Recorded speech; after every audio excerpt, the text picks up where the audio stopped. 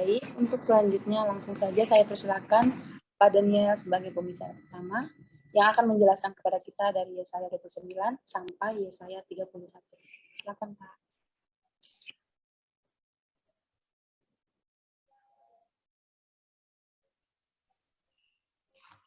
Ya, Shalom Bapak Ibu Saudara.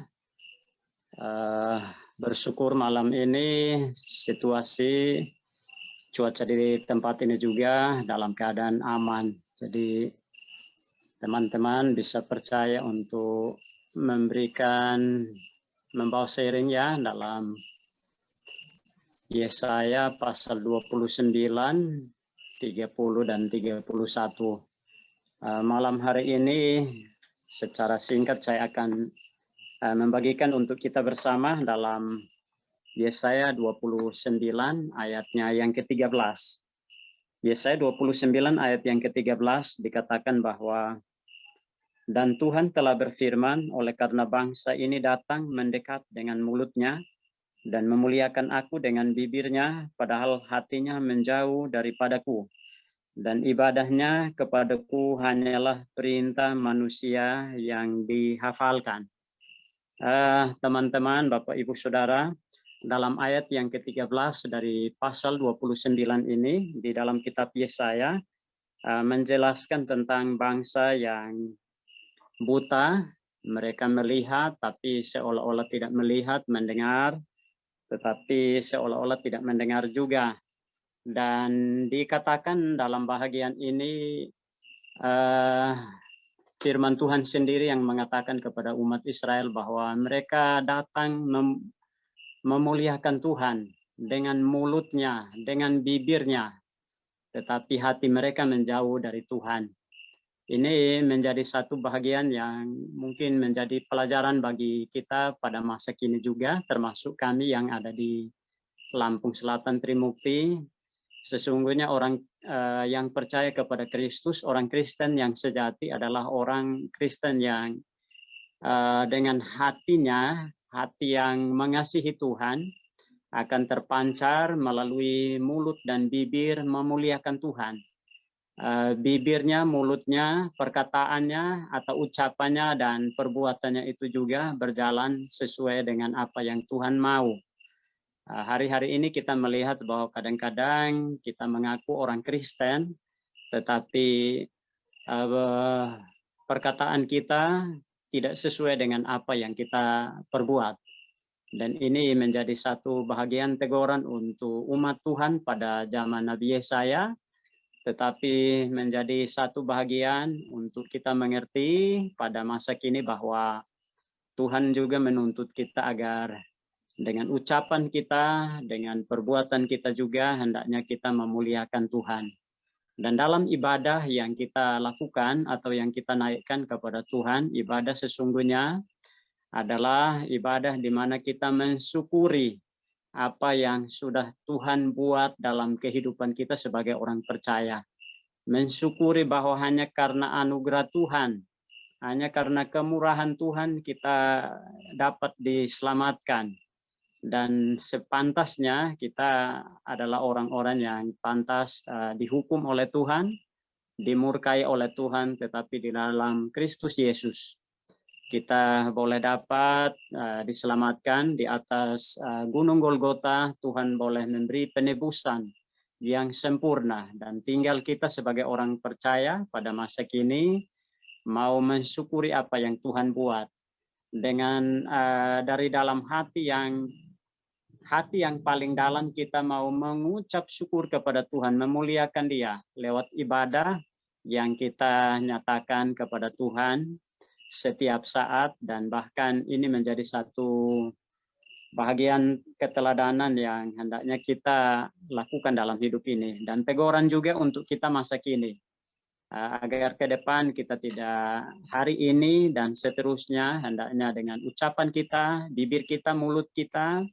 dan dari hati kita yang dalam kita memuliakan Tuhan lewat ibadah kita, dan bahkan lewat persekutuan malam ini juga kita boleh dapat membangun satu dengan yang lain untuk kemuliaan Kristus.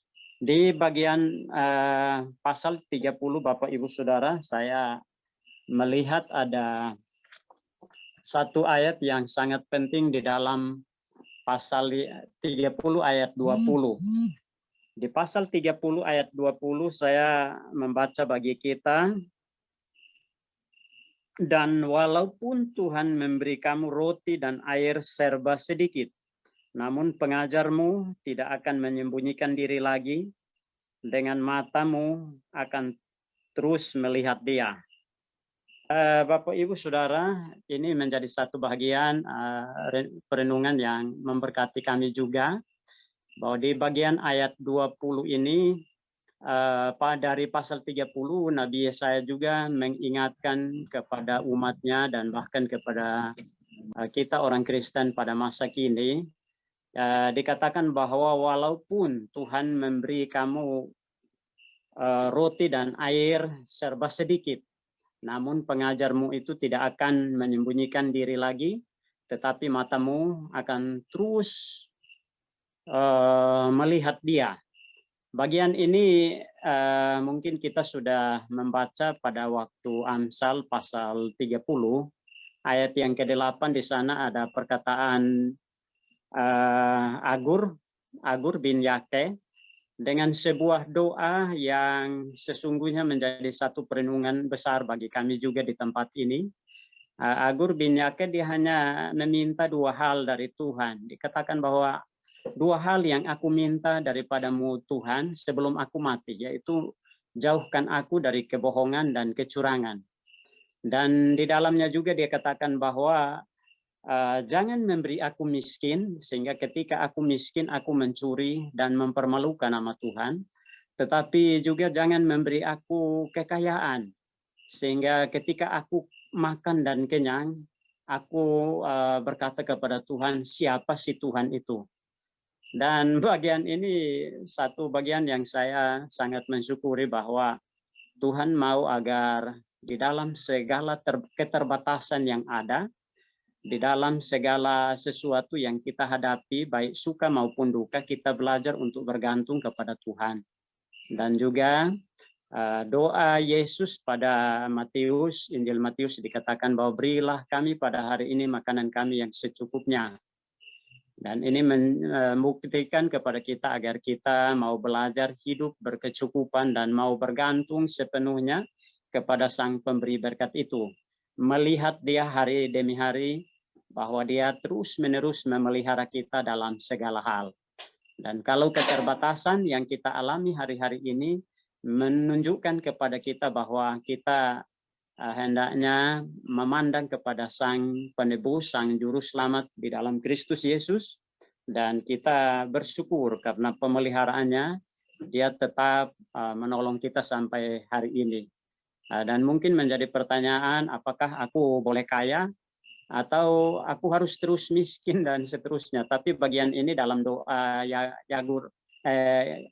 dalam Amsal 30 ini juga menolong kita bahwa hidup dengan berkecukupan, atau dikatakan bahwa ya kita tidak seharusnya dengan pengalaman ini, ketika ada dalam keadaan yang sulit, kita bergantung kepada Tuhan, dan ketika Tuhan kasih kelimpahan juga, kita mensyukuri bahwa apa yang Tuhan buat bagi kita sungguh amat baik untuk kebaikan kita hari ini dan seterusnya. Itu yang saya jumpai dalam bahagian ayat yang ke-20 dari pasal 30 ini, menolong kita juga agar sebagai orang Kristen, kita bersyukur bahwa di dalam seluruh keterbatasan, di dalam seluruh kelemahan kita juga Tuhan boleh menolong kita, memimpin kita agar kita hidup dan bergantung sepenuhnya kepada pimpinan Tuhan. Di ayat yang pasal yang ke-31, Bapak Ibu Saudara, ada satu ayat yang saya temukan di situ, di ayat yang ke-4. Di pasal 31 ayat yang ke-4, sebab beginilah firman Tuhan kepadaku, seperti seekor singa atau singa muda menggeram untuk mempertahankan mangsanya dan tidak terkejut mendengar teriakan seluruh pasukan gembala yang dikerahkan melawan dia, dan tidak mengalah terhadap keributan mereka. Demikianlah firman demikianlah Tuhan semesta alam akan turun berperang untuk mempertahankan Gunung Sion dan bukitnya. Di ayat pasal 31 ayat yang keempat ini, saya melihat satu gambaran yang Tuhan beri kepada Yesaya untuk memberitakan kepada umat Israel bahwa belajar dari seekor singa muda atau seekor singa yang Tuhan ciptakan sebagai bagian yang kita juga harus melihat bahwa seekor singa itu juga adalah singa sifatnya pemberani dan tidak takut terhadap keadaan sekelilingnya yang mengancam saat dia menerkam mangsanya dan dia mempertahankan, dia bertahan siapapun, para gembala dengan rombongan yang begitu besar juga dia tidak takut. Ini menunjukkan kepada kita sebagai orang percaya, ke orang yang sudah Tuhan tebus, yang kita mau berharap kepada Dia, Allah yang tidak pernah membiarkan kita. Dan sifat orang-orang Kristen masa kini juga seharusnya di dalam menjadi garam dan terang dunia, atau di dalam memberitakan amanat agung, kita bersyukur kepada Tuhan. Tuhan kasih kita roh keberanian, bukan roh ketakutan yang ada dalam hidup kita. Belajar seperti singa yang mau bertahan di tengah-tengah keadaan yang sulit. Dia akan mempertahankan mangsanya sekalipun banyak rintangan, ada teriakan, dia tidak terkejut. Tetapi dia berani, dia melangkah dan bahkan mempertahankan mangsanya itu untuk bertahan hidup dan makan. Demikian juga Tuhan Allah semesta alam juga mengingatkan kita lewat firman Tuhan di bagian ayat yang keempat ini agar kita mau hidup menjadi orang yang terus-menerus maju dengan berani, tidak takut, karena Tuhan memelihara kita dalam mengabarkan Injil-Nya, dalam menyampaikan bahkan menjadikan hidup kita menjadi teladan. Sehingga banyak orang juga memuliakan Tuhan. Apapun ketakutan yang kita alami hari-hari ini, kita percaya bahwa Dia Allah yang terus-menerus menolong kita. Dan bersyukur juga hari Minggu kemarin juga firman Tuhan yang disampaikan oleh Pak Pendeta Firly menolong kita bahwa Allah Israel juga adalah seperti singa. Dia Allah Panglima yang akan menolong kita, memampukan kita. Yang penting kita berharap dan percaya kepadanya. Demikian renungan atau sharing bersama dari pasal 29, 30, dan 31 yang saya dapatkan malam ini. Terima kasih. Terima kasih Pak Daniel. Terima kasih. Ya, langsung aja dilanjutkan oleh Kak Megi yang akan menyampaikan dari pasal 32 sampai 34. Silakan Kak Megi. Baik, terima kasih atas kesempatannya. Bersyukur udah belajar bersama-sama di kitab Yesaya ini ya. Banyak teman-teman dan juga yang berpandangan bahwa ketika membaca Yesaya ini bingung gitu dan sulit untuk dimengerti gitu. Tapi puji Tuhan, ketika saya baca dan puji Tuhan nggak bolong baca Yesaya ini, malah saya mendapatkan beberapa jawaban dari ketakutan dan kekhawatiran yang sedang saya pikirkan saat ini. Bukan ketakutan sih, tapi lebih ke lebih ke doa yang sedang saya tanyakan sama Tuhan, dan ternyata Tuhan menjawab dari kisah Yesaya ini. Nah, di kisah Yesaya yang saya ambil saat ini adalah Yesaya 32 tentang Raja yang Adil. Tadi sebelumnya juga sudah dijelaskan sama Pak Pendeta Daniel bahwa di pasal ke-31 Tuhanlah penolong satu-satunya. Jadi only God gitu. Yang pertama yang menolong kita satu-satunya tidak seperti singa gitu. Dan yang kedua ini Raja yang Adil. Kalau dalam Raja yang Adil ini dalam Yesaya 32 1 sampai 20 itu sebenarnya berbicara tentang pemerintahan Kristus yang akan datang ke dunia ini gitu. Jadi nubuat yang akan meramalkan pemerintahan Kristus di dunia ini. Kita tahu bahwa bahwa kitab Yesaya ini bernubuat tentang hal yang akan datang kan. Kalau soal kehancuran Asyur, kehancuran Babel sudah digenapi dahulu gitu kan. Tapi ini lebih luas lagi ke depannya sehingga 700 tahun kemudian ini tergenapi gitu. Tergenapi tentang kedatangan Kristus ke dunia ini dan pemerintahan Kristus di dunia. Kristus sebagai satu-satunya penolong dan Kristus sebagai raja yang adil gitu. Kalau misalkan seorang raja yang adil, apakah ini setara dengan sifat Allah ya. Sifat Allah yaitu kasih tapi juga adil. Dimana kalau misalkan Allah itu adil, dia pasti akan menghukum juga kan. Dia mengasihi, dia menghukum karena mengasihi dan adil gitu. Jadi kalau ada hal-hal perkara, kalau kita lihat di sini kan ini selanjutnya juga peringatan kepada perempuan-perempuan Yerusalem gitu kan. Karena di sini banyak berbicara tentang celakalah, berbicara tentang apa ya, peringatan-peringatan gitu kan, peringatan-peringatan kepada orang Israel sendiri dan orang-orang di luar Israel gitu. Kemarin dari pasal 29 sampai 32 itu berbicara tentang hati-hati nih untuk Israel nih. Habis itu nanti selanjutnya juga akan hati-hati nih kepada bangsa-bangsa lain gitu, hukuman atas bangsa-bangsa lain di pasal selanjutnya. Jadi ini merupakan peringatan-peringatan apa ya? Dan apa sih menjadi, walaupun ini menjadi peringatan di saat itu, tapi ini menjadi peringatan di saya juga gitu. Ketika membaca kitab Yesaya ini seperti berbicara kepada saya hari ini gitu. Kalau di dalam Yesaya 32, saya mengambil satu ayat, yaitu di ayat yang ke-17, di mana ada kebenaran, di situ akan tumbuh damai sejahtera.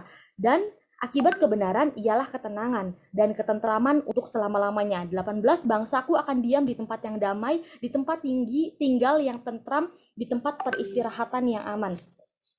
Ketika Allah adalah Allah yang adil, Allah memang menghukum orang-orang, walaupun Israel adalah orang pilihan, tapi Allah juga menghukum ketika Israel menentang Tuhan gitu. Kalau kita lihat bahwa di dalam Yesaya ini kan, Yesaya ada dalam zaman pemerintahan Raja Uzia, Yotam, Ahaz, dan Hizkia. Jadi ada 4 raja waktu Yesaya hidup, ada 4 raja ini yang memerintah gitu. Ada Uzia, Yotam, Ahaz, dan Hizkia. Tapi yang perlu kita tahu adalah hanya Hizkia, di dalam keempat, hanya Hizkia yang baik gitu. Karena kita tahu kan kalau Israel Selatan itu ada hanya 3 raja yang baik. Raja yang pertama ada Asa, Hizkia, dan Yosia gitu.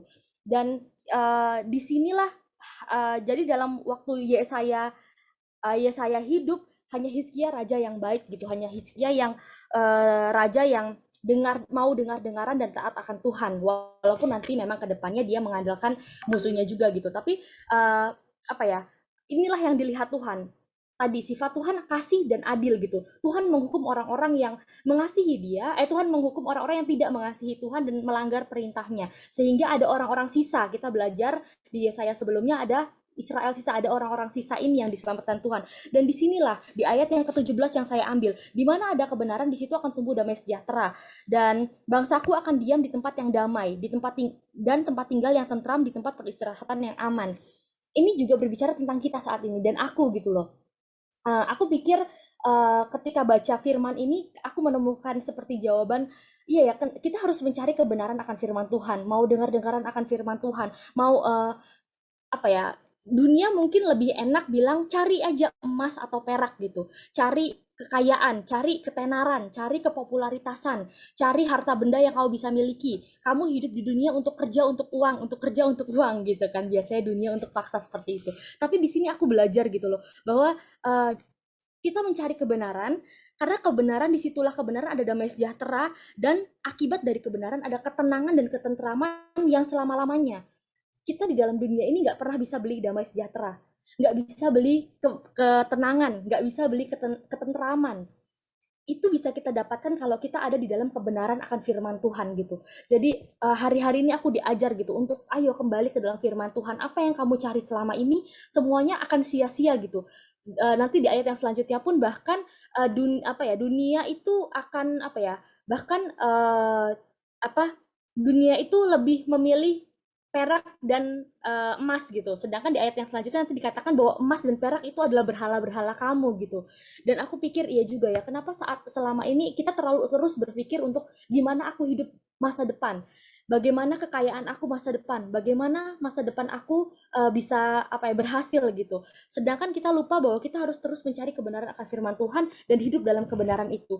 Sehingga hasil dan buah dari kebenaran itu akan ada ketentraman, ketenangan, dan damai sejahtera. Itu yang aku pelajari, jadi marilah kita semangat untuk sama-sama mencari kebenaran akan firman Tuhan dan memegang firman Tuhan. Di Yesaya 33 di sini berbicara tentang Tuhan adalah penolong dan raja di Sion gitu. Jadi ini benar-benar berbicara tentang Kristus yang akan datang ya. Jadi inilah kaum-kaum sisa. Jadi ayat yang kedua sampai ayat yang ke-9 itu merupakan doa dari kaum-kaum sisa yang benar-benar memohon kelepasan kepada Tuhan. Jadi kita zaman sekarang ini kan kalau kita melihat, saya pikir lebih banyak orang bilang saya orang Kristen tapi dia lupa bahwa kebenaran akan ada dalam firman gitu. Jadi hanya Kristen KTP gitu kan yang kita tahu gitu. Jadi biarlah kita tidak jadi bagian dalam Kristen KTP itu, tapi kita jadi bagian kaum-kaum sisa itu, kaum-kaum sisa yang ditolong Tuhan, kaum-kaum sisa yang mendapatkan keselamatan dalam Kristus gitu. Di pasal yang ke-6, masa keamanan akan tiba bagimu, kekayaan yang menyelamatkan ialah hikmat dan pengetahuan. Takut akan Tuhan itulah harta benda Sion. Sama seperti tadi, yang pasal sebelumnya berbicara tentang carilah kebenaran, maka sumber dari segala sesuatu akan ada damai, sejahtera, ketentraman untuk selama-lamanya kalau kamu mencari kebenaran. Di sini, kekayaan yang menyelamatkan di sini tidak tertulis tentang uang yang banyak, tanah yang banyak, aset yang melimpah, emas yang melimpah gitu, atau tabungan yang di atas 1 miliar gitu, nggak ada tertulis di sini. Tapi di sini tertulis bahwa kekayaan yang menyelamatkan kita ialah hikmat dan pengetahuan, dan di selanjutnya ya, bukan hikmat dan pengetahuan dunia, tapi takut akan Allah. Itulah harta benda Sion. Jadi marilah kita mencari hikmat dan pengetahuan dan takut akan Allah ini. Tadi kita mencari kebenaran, hikmat dan pengetahuan ilahi dan takut akan Allah di sini. Jadi ketika berbicara tentang hal itu, iya juga ya. Mari kita mencari hal ini. Kalau kita lihat di pasal yang ayat yang pertama tadi ya, celakalah engkau hai perusak-perusak yang tidak sendiri. Ini memang berbicara tentang musuhnya Israel untuk Asyur memang ya. Untuk saat itu kan memang saat itu Israel itu dikepung Asyur. Waktu itu Israel itu benar-benar nggak bisa ngapa-ngapain, cuman bisa dikepung Asyur gitu. Makanya ketakutan sangat Israel, makanya ada ayat 2 dan 9 ini. Tapi saat ini bukan berbicara tentang Asyur dan Israel di masa lalu. Tapi ayat yang pertama itu berbicara tentang hari ini, karena hari ini bangsa Asyur sama seperti antikristus dan juga iblis yang menggoda kita terus-menerus gitu. Jadi kita nggak boleh bilang, dan kita nggak boleh kita udah diselamatkan, kita udah aman lah, nggak akan ada Asyur gitu di masa sekarang gitu. Tidak. Bahkan saat ini lebih parah lagi, dari melalui media sosial, dari gadget yang kita punyai, itu adalah Asyur gitu loh, itu adalah musuh kita gitu loh, itu adalah antikris yang ada di dunia ini gitu loh, dan harus berhati-hatilah gitu. Jadi makanya ayat 2 sampai ayat 9 ini teruslah kita doa sama Tuhan biar Tuhan menjadi penolong kita dan menjadi penguat kita. Terus berpikir bahwa oke, fokus sama hikmat, pengetahuan, dan takut akan Allah. Segala sumber kebenaran itu akan membawa kamu pada damai sejahtera. Gitu. Lanjut, saya akan bahas di ayat yang ke-22 yang saya ambil juga dari pasal 33, sebab Tuhan adalah hakim kita. Tuhan ialah yang memberi hukum bagi kita, Tuhan ialah raja kita, dia yang akan menyelamatkan kita. Di sini jelas ya, itulah tadi raja yang adil yang saya bahas. Tuhan pasti akan memberikan hukuman kepada kita. Tapi lebih baik Tuhan yang menghukum kita. Karena hukuman Tuhan ialah seperti ayah yang nyambuk anaknya gitu loh. Hukuman Tuhan itu membawa kita kepada iman yang bertumbuh gitu.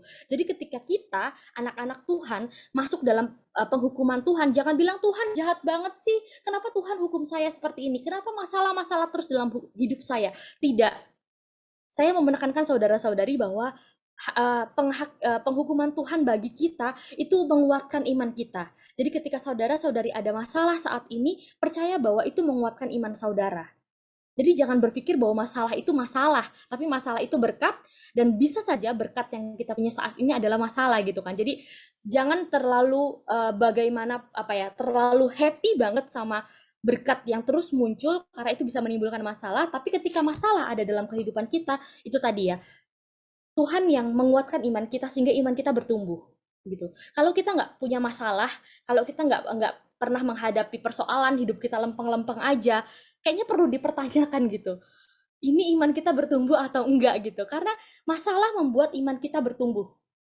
Jadi bersyukurlah ketika kita yang masih ada masalah dalam hidup kita, bukan malah menyalahkan Tuhan, bukan malah marah sama Tuhan. Tuhan kenapa Tuhan terus masalah muncul dalam hidupku? Tapi bersyukurlah karena di situ Tuhan menyatakan kuasanya dalam kehidupan kita. Di situlah Tuhan menyatakan kekuasaannya di dalam masalah tersebut. Jadi bersyukurlah kita di dalam setiap masalah yang terjadi dalam hidup kita. Karena di endingnya Tuhan bilang dia akan menyelamatkan kita. Gitu. Di ayat yang ke-22 dia akan menyelamatkan kita. Sekalipun Tuhan menghukum kita, ada masalah dalam kehidupan kita, tapi Tuhan menyelamatkan kita. Nah, untuk Yesaya ke-34, di sini saya mengambil ayat yang 5 dan ayat yang ke-8. Sebab pedangku yang di langit sudah mengamuk. Lihat ia turun menghakimi Edom, bangsa yang dikhususkan untuk ditumpas. Yang ke-8, sebab Tuhan mendatangkan hari pembalasan dan tahun pengajaran karena perkara Sion. Nah, disinilah tadi kan berbicara tentang Israel ya. Ini berbicara tentang hukuman bangsa-bangsa lain gitu, hukuman bangsa-bangsa di luar Israel gitu. Dan bangsa-bangsa lain inilah yang Tuhan bilang, pedangku di langit sudah mengamuk. Tuhan benar-benar marah. Jadi saat-saat ini banyak apa ya tekanan-tekanan kepada orang-orang Kristen ya kan, terlebih di Indonesia banyak orang-orang kaum-kaum di luar sana yang menekan kekristenan bahkan apa ya membuat apa sih suatu ketakutan besar bagi kita gitu kan. Tapi kita nggak perlu khawatir. Tadi kita udah bahas bahwa Yesus adalah satu-satunya penolong, Tuhan adalah Raja yang adil dan akan menyelamatkan kamu. Dan ingat bahwa Tuhan akan melakukan pembalasan. Jadi kita nggak perlu membalas apapun gitu loh. Ketika kita disakiti oleh orang lain atau perkara-perkara lain yang kalau kita nanti baca seperti apa ya Raja Asyur menghujat Tuhan gitu kan rasanya sakit gitu bagi Hizkia gitu kan saat itu dia sampai mengoyakkan pakaiannya dan memakai kain kabung gitu saking sakitnya dihina Tuhannya. Nah kalau kita pun kalau misalkan ada yang menghina seperti itu kita perlu sedih dan sakit tapi doakan itu nggak perlu membalas nggak perlu pakai jempol kita untuk balas di sosial media dan apa ya menghina menghina lain gitu loh nggak perlu sama sekali nggak perlu gitu kayak nggak perlu ada pembalasan apapun gitu jadi percaya saja bahwa Tuhanlah yang melakukan pembalasan tenang aja saudara-saudari kita nggak perlu apa ya nggak perlu ikut campur dengan pembalasan apapun karena Tuhanlah raja kita menyerahkan seluruh kehidupan kita sama Tuhan perkara apapun kalau kita sakit hati sama orang atau apa maafkan orang itu malah doakan orang itu nggak perlu berpikir untuk membalas atau di media sosial kita aduh orang ini ya kita ikut-ikutan nggak perlu gitu karena serem itu ya sekarang media sosial kita bisa muka kita nggak kelihatan tapi jempol kita yang main gitu jadi kita harus berhati-hati sama hal seperti itu bahwa percaya bahwa Tuhan akan mendatangkan hari pembalasan dan tahun pengajaran karena perkara Sion coba ubah bahwa sebab Tuhan mendatangkan hari pembalasan dan tahun pengganjaran karena perkara aku jadi nggak perlu khawatir sama perkara-perkara yang sedang kita hadapi saat ini atau ada orang-orang yang ingin menjatuhkan kita atau ada kaum-kaum bahkan ada orang-orang yang menghujat Tuhan kita nggak perlu kita lakukan pembalasan apapun doakan mereka dan kasihilah mereka gitu jadi banyak hal yang aku pelajari dalam Yesaya ini banyak hal yang aku dapatkan jadi biarlah ini menjadi penguat kita biarlah ini menjadi kekuatan hari-hari ini hari-hari yang semakin jahat ya firman Tuhan katakan bahwa hari-hari bukan semakin baik tapi hari-hari semakin jahat. Nah, di dalam hari-hari yang semakin jahat itu mari kita terus semangat pegang teguh bahwa Yesuslah Raja kita, satu-satunya penolong, dia Raja yang adil, dia yang akan melakukan pembalasan. Jadi, kalau yang selalu jadi pegangan aku adalah Keluaran 14 ayat 14 bahwa Kristus yang akan berperang dan kita hanya diam saja cukup cukup itu kita percaya bahwa Kristus yang akan menolong kita yang akan menyelamatkan kita dan percaya bahwa setiap masalah yang hadir dalam kehidupan kita itu akan meningkatkan iman saudara gitu dan menyatakan kuasanya Tuhan dalam kehidupan saudara jadi semangat dalam berkehidupan selama seterusnya mari kita semangat dan terus pegang firman Tuhan karena doa yang akan menguatkan kita tapi firman Tuhan mengubahkan kehidupan kita kalau tanpa doa dan firman Tuhan kita nggak tahu sih hidup seorang Kristen seperti apa gitu. Baik itu saja, terima kasih kesempatannya Tuhan berkati. Amin, terima kasih Kak Megi. Langsung saja dilanjut oleh Bang Roma yang akan menyampaikan dari pasal 35 sampai 37. Silakan Bang Roma. Oke, shalom semua. Ini ya, kedengeran ya suaranya ya. Oke, terima kasih Bapak Daniel Selan dan juga Megi yang sudah sedikit banyaknya untuk memberikan penjelasan tentang pasal-pasal.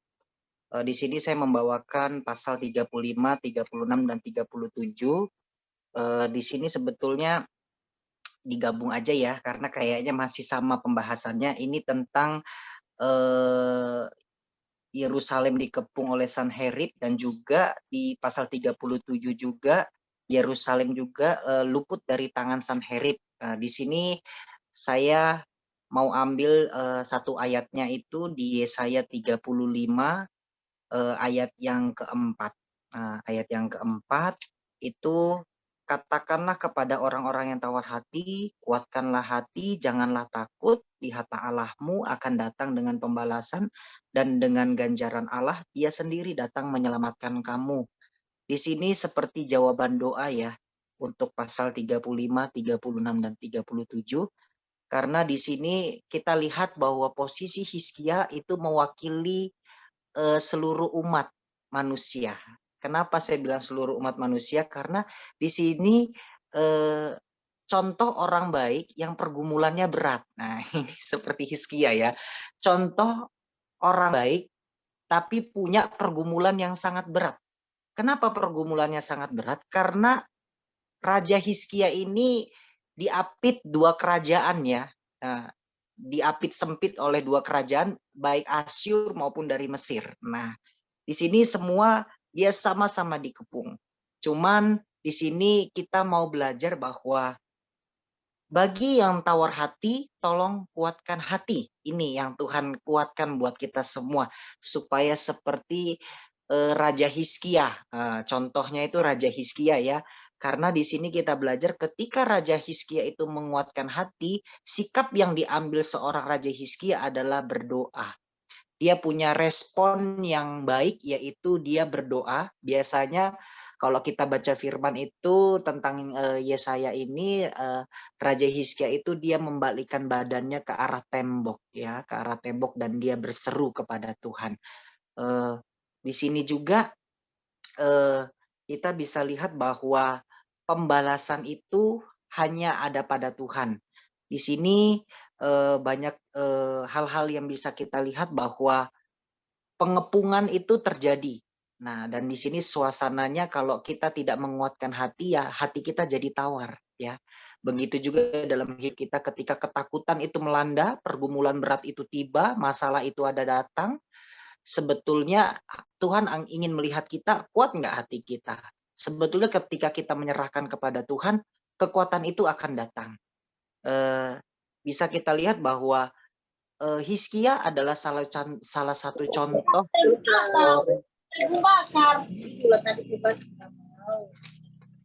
Bagus sekali tuh Sarona. Ada yang belum unmute ya? Belum di-mute. Udah? Sudah ya. Oke. Jadi Hizkia ini salah satu contoh yang menguatkan hatinya selalu berserah kepada Tuhan. Di sini kita bisa lihat bahwa pada saat pengepungan terjadi, seorang Raja Hizkia itu hanya berserah kepada Tuhan. Dan bonus yang diterima oleh Raja Hizkia ini adalah dia mendapatkan sebuah anugerah ya, anugerah penyelamatan langsung dari Tuhan. Di ayat 37 dijelaskan di sini pada saat pasal 36 Yerusalem dikepung oleh Sanherib, bahkan di pasal 37 ini penjelasan tentang Yerusalem itu luput dari tangan Sanherib. Nah, pertanyaannya kok bisa luput? Ternyata kita di sini bisa lihat bahwa Raja Hizkia itu mendapat bonus dari Tuhan. Bonusnya apa? Itu tadi upah kesetiaan di balik penguatan hati itu tadi. Jadi ketika ada penguatan hati, ketika hati kita tidak jadi tawar, Allah itu bekerja buat kita. Apa yang Allah kerjakan buat seorang Raja Hizkia, yaitu yaitu Hizkia menerima sebuah keselamatan sejati, di mana Tuhan mengirimkan malaikatnya untuk membunuh seluruh prajurit yang jumlahnya itu ada di ayat-ayat terakhir ya, sekitar ratusan ribu pasukan di dalam perkemahan Sanherib. Jadi di sini kita bisa lihat bahwa hal yang tak terduga yang Tuhan lakukan itu bisa terjadi dalam kehidupan Hizkia yang sedang ketakutan gitu kan, karena pengepungan itu tadi. Di sini belajar bahwa Raja Hizkia tidak henti-hentinya. Makanya kalau kita lihat-lihat atau kita dengar-dengar banyak pendeta-pendeta yang membahas tentang doa Hizkia. Ya, di ayat selanjutnya juga nanti akan dibahas tentang anugerah Tuhan yang diberikan kepada Hizkia melalui karya penyelamatan doanya dari kematian, yaitu perpanjangan usia Raja Hizkia. Di sini kita sama-sama belajar bahwa sebuah ketakutan yang dialami Raja Hizkia bisa terjadi dalam hidup kita, di mana hidup kita tidak pernah berhenti dari pengepungan-pengepungan dari Asyur, dari Mesir ya, ibaratnya maksudnya kanan kiri depan belakang kita ini bisa terjadi pengepungan-pengepungan yang sangat menghimpit kita. Seperti yang dibahas tadi oleh Maggie, bahwa hidup kita kalau nggak ada masalah itu harus dipertanyakan ya, mengapa? Karena kita nggak bisa ngerasain bonus dari Tuhan. Karya penyelamatan Tuhan itu kan hanya nyata pada saat kita merasakan ketakutan, masalah, terus itu pencobaan Tuhan, di mana ketika kita menyerahkan sama Tuhan, nah di saat itulah kita bisa menyaksikan secara jelas Tuhan itu melakukan apa dalam hidup kita. Nah, di sini bisa kita lihat bahwa malaikat Tuhan itu bekerja dalam kehidupan Hizkia. Nah, sekian ratus ribu ya, 180 ribuan prajurit itu dimati semua. Jadi besok paginya itu orang-orang Yerusalem itu menyaksikan banyak sekali bangkai-bangkai yang bertebaran karena yang menumpas itu semua malaikatnya Tuhan. Ya, jadi di sini belajar bahwa pembalasan itu dan dengan ganjaran Allah ia sendiri datang menyelamatkan kamu. Jadi kalau kita benar-benar punya problema terus atau masalah ya, ataupun hal-hal yang membuat kita sangat terpuruk, sangat sakit gitu kan, pada saat itulah ketika kita menyerahkan sama Tuhan, situasi ini akan terjadi sama kita, di mana Tuhan akan mengirimkan malaikatnya kepada kita untuk membantu kita supaya kita merasakan kemenangan yang sejati. Nah, kemenangan yang sejati itu hanya bisa kita rasakan pada saat kita ya takut, ada masalah, karena pada saat itu kita bisa total ngadu ke Tuhan. Karena pada saat kita senang, kita bahagia, belum tentu kita bisa merasakan posisi yang ada di Raja Hizkia, di mana benar-benar dia menghadap ke tembok, terus dia berseru sama Tuhan, dan akhirnya karya keselamatan itu ada gitu loh. Di sini mungkin itu ya yang bisa saya bagikan, dan yang paling terutama yaitu yang mau saya sampaikan adalah hubungan. Kenapa hubungan? Tidak mungkin Raja Hizkia mendapatkan sebuah anugerah keselamatan yang begitu bisa kita bilang sangat hebat ya, menakjubkan dan ajaib dari Tuhan, karena Tuhan langsung membuat Tuhan mengutus malaikatnya untuk membuat prajurit itu semua mati, bergelimpangan menjadi bangkai-bangkai yang harusnya harus dimusnahkan seperti itu. Tidak mungkin terjadi hal seperti itu kalau bukan Raja Hizkia sendiri yang mempunyai hubungan yang sangat intim dengan Tuhan. Sama di dalam kehidupan kita, ketika kita ingin merasakan mujizat dan keajaiban lebih baik lagi, lebih naik lagi, lebih terjadi lagi dalam hidup kita, di balik keterpurukan, kesesakan, dan keterhimpitan kita, satu hal yang terutama yang bisa kita petik dari pasal ini, dari pengepungan yang dirasakan dan pergumulan berat yang dirasakan oleh Raja Hizkia, yaitu hubungan dia dengan Tuhan. Karena ketika hubungan kita dengan Allah, dengan Tuhan kita benar-benar intim, berseru itu adalah hal yang sangat Tuhan dengar melalui doa kita. Ketika kita mau menjaga hubungan kita dengan Tuhan, semua itu bisa Tuhan jawab, dan ya kita bisa merasakan bahwa akhirnya kita mengatakan, ih Tuhan ternyata jawab ya. jawabnya dengan cara seperti ini. Nanti kita kagum sendiri gitu. Hari ini aku bawain firman di RBF Kampus Universitas Bandar Lampung tadi bahas di ayat di pasal 37 ini ya. Kita semua takjub semua gitu. Takjub tadi beberapa sama adik-adik di kampus, ternyata mereka semua pada bilang bahwa pengepungan yang dirasakan Raja Hizkia itu adalah pergumulan yang sangat berat dalam hidupnya sebagai raja. Tetapi Tuhan di sini turut serta membantu Raja Hizkia. Di sini hal yang spektakuler yang bisa dirasakan bagi adik-adik semua tadi ya pada cerita, wih hebat banget ya Bang ya Tuhan Allah kita. Ternyata Tuhan turun tangan. Tetapi yang perlu kita lihat di situ selain dari hal yang bisa diterima Raja Hizkia dari anugerah keselamatan yang Tuhan berikan melalui pertolongan malaikat yang diturunkan Tuhan kepada Raja Asyur dan pengepungan itu di dalam perkemahan dan dibunuh semua itu prajuritnya, yang bisa kita petik adalah hubungan Raja Hizkia kepada Tuhan Allah, di mana yang tadi saya kasih tahu sama adik-adik dan adik-adik juga sharing sama saya bagaimana hubungan kita baik dulu sama Tuhan. Bagaimana kita bisa merasakan keajaiban Tuhan kalau hubungan kita nggak baik sama Tuhan. Karena ketika hubungan kita baik, hubungan kita intim sama Tuhan, ternyata seruan doa kita itu bukan seruan doa belaka. Ternyata seruan doa kita itu benar-benar Tuhan perhitungkan sebagai kebenaran dan akhirnya Tuhan itu turun tangan. Nah, turun tangan dan bekerja ya.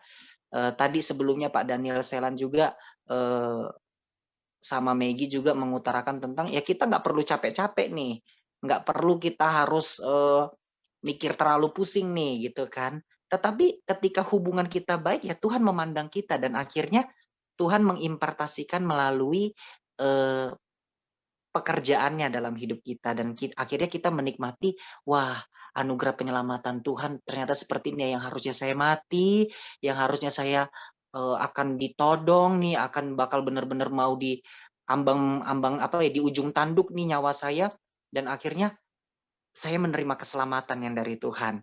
Jadi yang bisa dipelajari dari pasal 35, 36, 37, keselamatan yang diterima oleh Raja Hizkia pada pengepungan ini yaitu menjaga hubungan baik dengan Tuhan, menjaga hubungan intim dengan Tuhan, dan kuasa doa itu ternyata ada dan benar-benar terjadi di dalam hidup kita semua.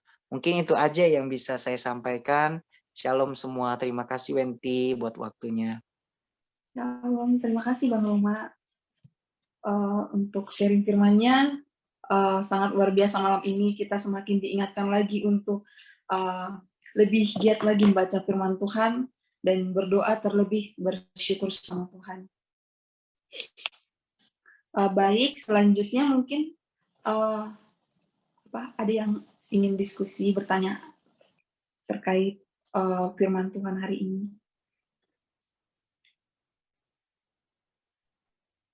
Saya tambahkan sedikit ya. Baik, Pak. Selamat malam, saudara-saudara. Mungkin malam ini dari berbagai tempat ya, dari Dias, dari Padang, dari Bengkulu, juga ya nanti Pak Ishak ya nanti perkenalkan sebentar ya. Dan juga dari Jakarta, Bandung. Ya senang sekali bersekutu bersama-sama melalui Zoom, kemudian baca bersama-sama kitab Yesaya yang lumayan ya, panjang. Agak sulit.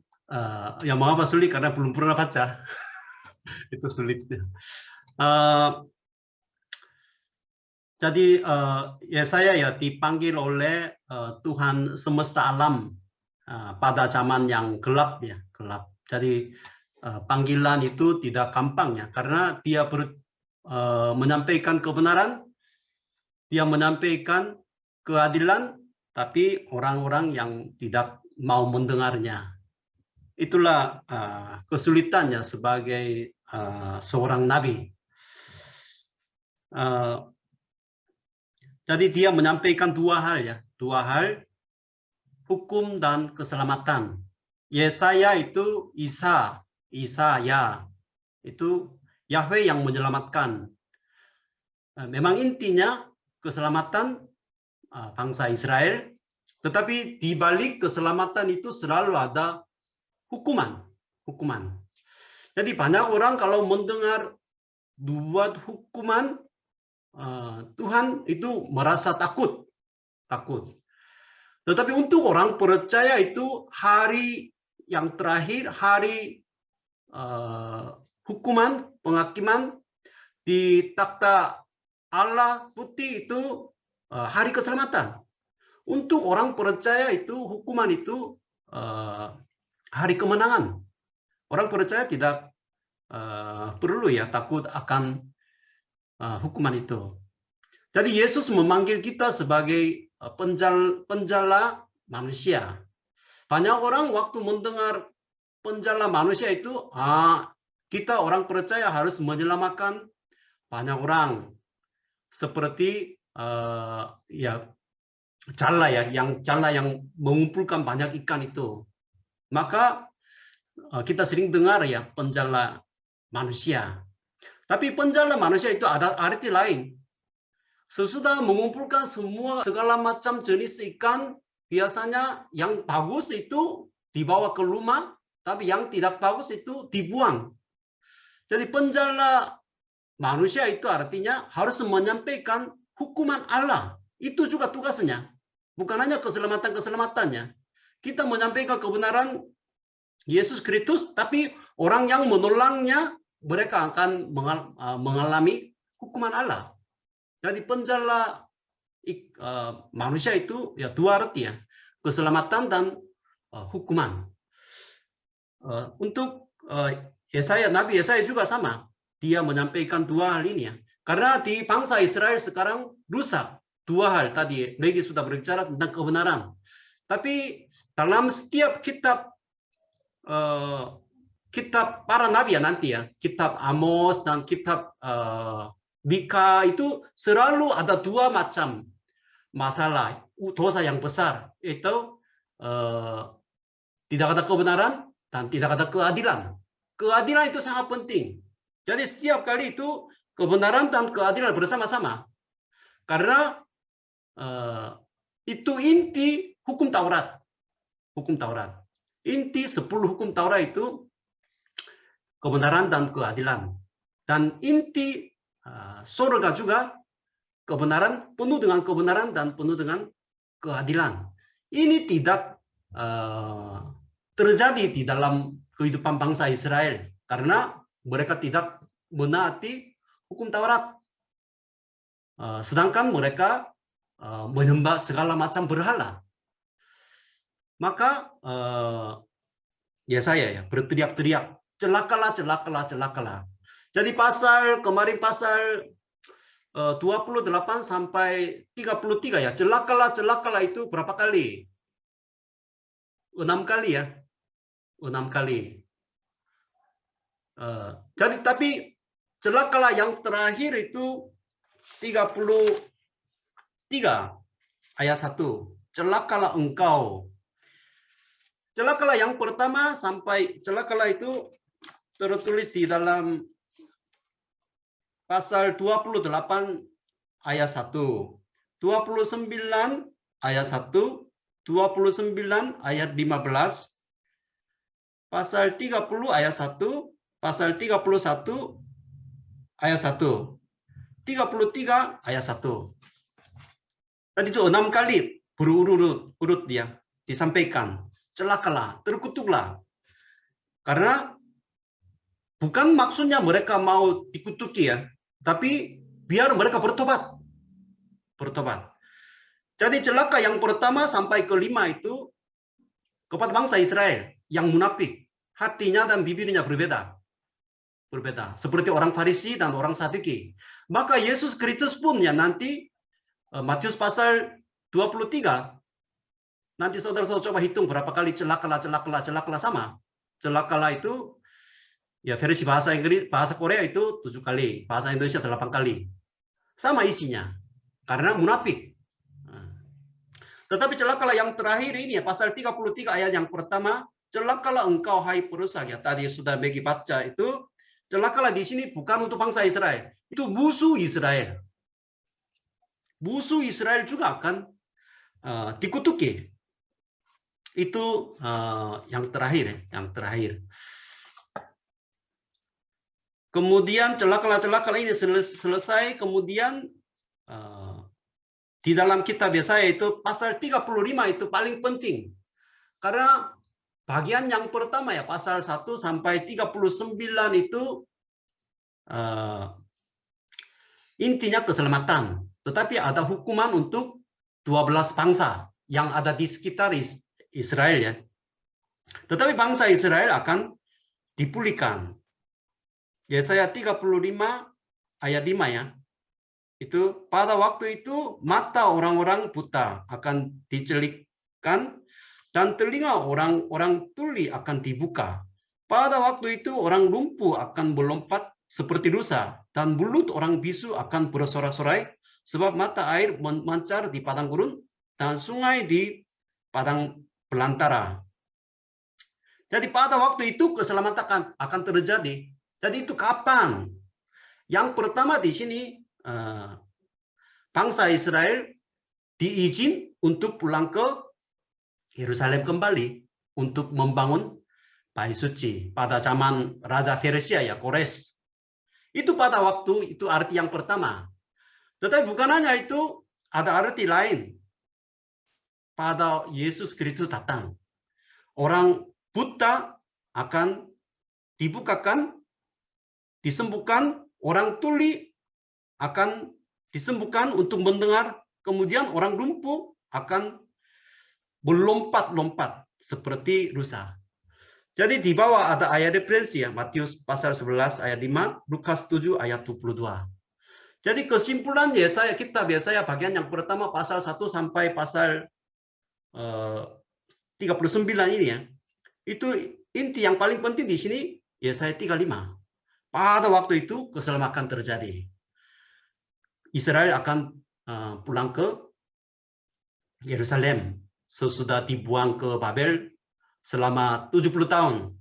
Tetapi bukan hanya itu, pada Yesus Kristus datang, semua orang sakit itu akan disembuhkan. Orang buta disembuhkan, mereka melihat kemuliaan Allah, Yesus Kristus. Kemudian orang tuli yang sekarang mereka punya telinga tapi tidak bisa mendengar kebenaran ini, disembuhkan. Sehingga bisa mendengar firman Tuhan, yaitu perkataan Yesus Kristus. Orang lumpuh akan disembuhkan sehingga mereka akan melakukan kehendaknya melalui tangan dan melalui kaki mereka. Jadi ini terjadi waktu Yesus datang. Tetapi bukan hanya itu, ini semua akan diselesaikan kedatangan yang kedua kali ya, Yesus Kristus. Itu pada waktu itu banyak arti, khususnya di dalam kitab para nabi ya. Kemudian tiba-tiba ada cerita tentang Hizkia, Raja Hizkia, pasal 36, 39, 4 pasal ini ya. Jadi mengapa tiba-tiba ada cerita tentang Raja Hizkia ini ya? Karena tadi sudah ya, Maggie sudah jelaskan 3 raja yang baik itu, dianggap yang baik. Itu salah satunya Hizkia. Karena arti Hizkia itu penting. Hizkia itu artinya Allah yang menguatkan. Jadi sesuai dengan arti namanya, dia berbuat atau tidak. Jadi itu contoh. Pasal 1 sampai 35 itu apa yang kita harus kerjakan bangsa Israel untuk diselamatkan. Kalau apa yang dia lakukan untuk menyembah berhala, itu dua jalur. Melalui kehidupan Raja Hizkia ini ya, kita bisa tahu contohnya. Raja yang adil itu siapa? Itu yang pertama Hizkia. Nah, jadi di sini Hizkia ini waktu dikepung oleh Raja Asyur ya, Raja Asyur Sanherib. Raja Asyur mengutus juru minuman agung. Itu juru minuman agung juga bisa. Kalau versi yang lain bahasa Korea atau bahasa Inggris King James versi itu King James versi penerjemahan King James biasanya itu disebut lapsage. Lapsage. Jadi utusan. Kemudian dia berdiri ya pasal 36 ayat 2. Raja Asyur mengutus juru minuman agung. Karena juru minuman agung itu orang penting ya. Orang penting untuk Raja Asyur ya. Sanherib. Diutus dari Rakis ke Yerusalem. Rakis dari ke Yerusalem itu artinya milik tentara itu kerajaan Asyur sudah menduduki Rakis. Artinya Rakis itu dekat dari Yerusalem. Hanya beberapa kilo saja. Artinya sangat berbahaya sekarang. Kota Yerusalem akan dihancurkan sebentar lagi oleh kerajaan Asyur. Jadi utusannya diutus untuk membuat bangsa Israel mungkin menyerah. Ia mengambil tempat dekat saluran kolam atas di jalan raya pada padang tukang penatu. Jadi itu mengapa menulis tentang tempatnya? Tempatnya di sini ya. Mereka sekarang kota Yerusalem itu ada temboknya. Semua masyarakat sekarang melarikan diri di dalam tembok kota Yerusalem. Kemudian utusan mereka berdiri di dekat dari saluran kolam atas. Kolam atas di sini artinya itu sumur air mata. Sumur mata ya. Sumur mata air Gihon. Gihon.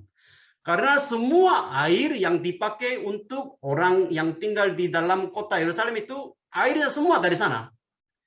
Sekarang utusan kerajaan Asyur itu mereka berdiri di sana artinya mau menutup saluran air ini. Sehingga orang-orang Israel yang di dalam kota Yerusalem tidak bertahan lama. Pasti akan menyerahkan. Jadi pada padang tukang penatu, karena ada air, mereka sering cuci pakaian. Itu julukannya tempat itu. Jadi menghadapi bahaya yang besar ya, bahaya yang besar, musuh yang berkuasa besar mau menghancuri Israel. Jadi dalam kondisi seperti ini, Hizkia berlutut, kemudian berdoa. Datang ke rumah Tuhan dulu, kemudian membentangkan surat itu di hadapan Tuhan, kemudian Hizkia berdoa. Sehingga Tuhan menyelamatkan mereka. Bagaimana caranya? Pasal 37 ayat 36. Keluarlah malaikat Tuhan, lalu dibunuhlah 185.000 orang di dalam perkemahan Asyur. Jadi tiba-tiba malaikat Yahweh keluar, kemudian lalu dibunuhnya lah 185.000 orang di dalam perkemahan Asyur. Itu tiba-tiba semua hancur oleh malaikat Yahweh. Malaikat Yahweh di sini malaikat Tuhan itu biasanya tafsirannya Yesus Kristus yang menyampaikan dirinya pada zaman perjanjian lama ya. Jadi dihancurkan semua secara mendadak. Kemudian Raja Sanherib itu melarikan diri ke Nineve karena ibu kota kerajaan Asyur itu Nineve. Kemudian ayat 38, pada suatu kali ketika ia sujud menyembah di dalam kuil di Serok Allahnya mereka, Allahnya, maka Adramelek dan Sarezer anak-anaknya membunuh dia dengan pedang. Dan mereka meloloskan diri ke tanah Arad. Kemudian Esharon anaknya menjadi raja menggantikan dia.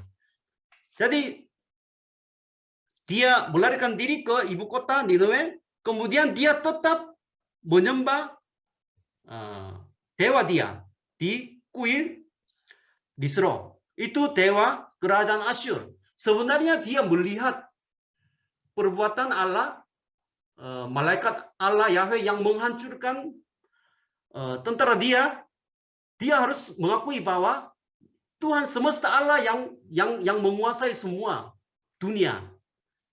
Dia harus mengakuinya. Tetapi di sini dia, walaupun dia melarikan diri, tapi dia tetap menyembah berhala bangsanya. Bangsa kerajaan Asyur ini. Jadi hasilnya apa? Dia sendiri dibunuh oleh anaknya sendiri. Jadi melalui ayat ini ya, Yesaya mau bernubuat, ya berhala-berhala semua bangsa itu semua akan dihancur oleh Tuhan semesta alam. Itu terjadi ya. Tapi mungkin besok Hizkia gagal juga. Besok gagal.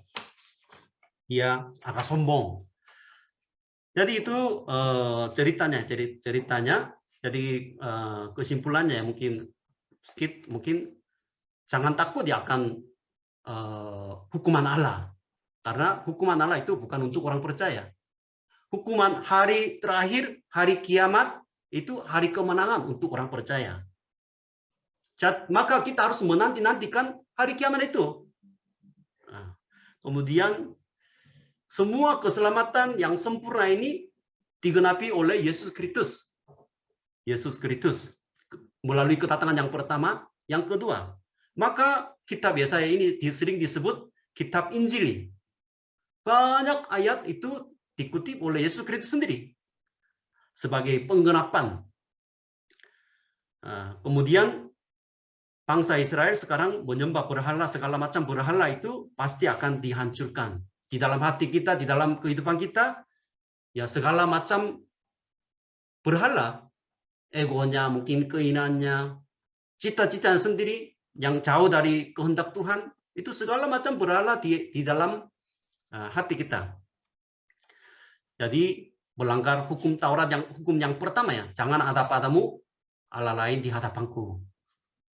Maka melalui ini Sanherib dibunuh itu ya, kita bisa belajar semua berhala-berhala pasti akan dihancurkan, dibinasakan. Itu saja. Tadi pedang Tuhan, pedangnya. Tadi pedangnya ya. Tadi Maggie tadi pedangnya. Pedang Allah itu apa itu? Pedang Allah itu biasanya firman. Karena Yesus Kristus juga nanti kitab Wahyu ya. Yesus Kristus juga dari mulut ada pedangnya. Dua macam. Jadi pedang Allah itu Allah tidak punya pedang. Jadi pedang itu artinya kiasan. Itu yang keluar dari mulut Allah itu pedang. Itulah firman Tuhan. Semua dihukum dengan firman-Nya.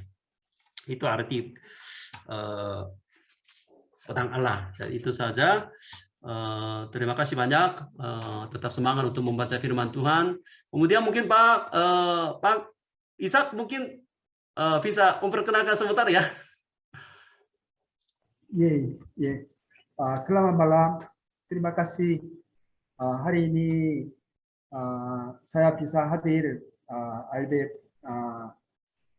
pertemuan via Zoom. Nama saya Pak Ishak Lee. Saya tinggal di Kota Bengkulu,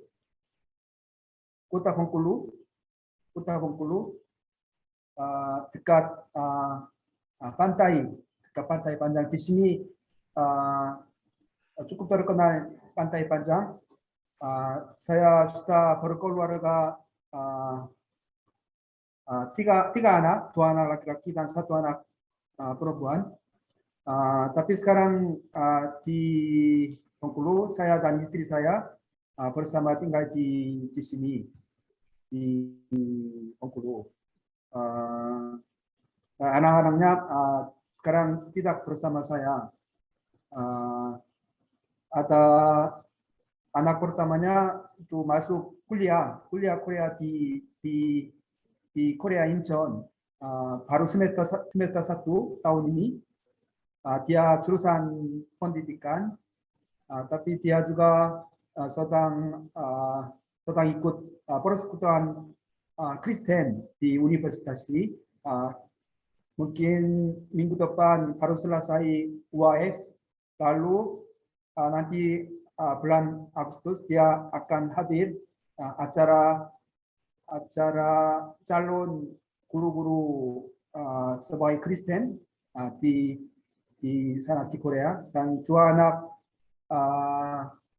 anak yang adik perempuan dan anak yang ketiga punya sekarang tinggal di Amerika Serikat, ada di gereja Korea, tinggal di sebuah gereja Korea di sebelah kanan selatan, Sabana, nama daerah Sabana. Mereka tinggal di situ dan belajar di situ. Dan juga saya melalui Bapak Ferdi dan Ibu, kemarin kami pernah lewat Bandar Lampung, ada tujuannya ke Jakarta, tapi kami pernah datang rumah Bapak Ferdi dan Ibu On. Waktu itu kami itu pernah melihat melayani Bapak Ibu, dan juga pernah dapat buku-buku renungan IBF, dan juga sangat itu kami itu waktu melihat pelayanan mereka sangat itu memotivasikan hati saya. Lalu waktu itu hanya itu mendengar dan diskusi, dan juga sebelumnya saya pernah tahu Pangni setiap pagi mengirimkan satu ayat atau dua ayat. Saya tahu, tapi hanya waktu itu hanya bertemu sebentar.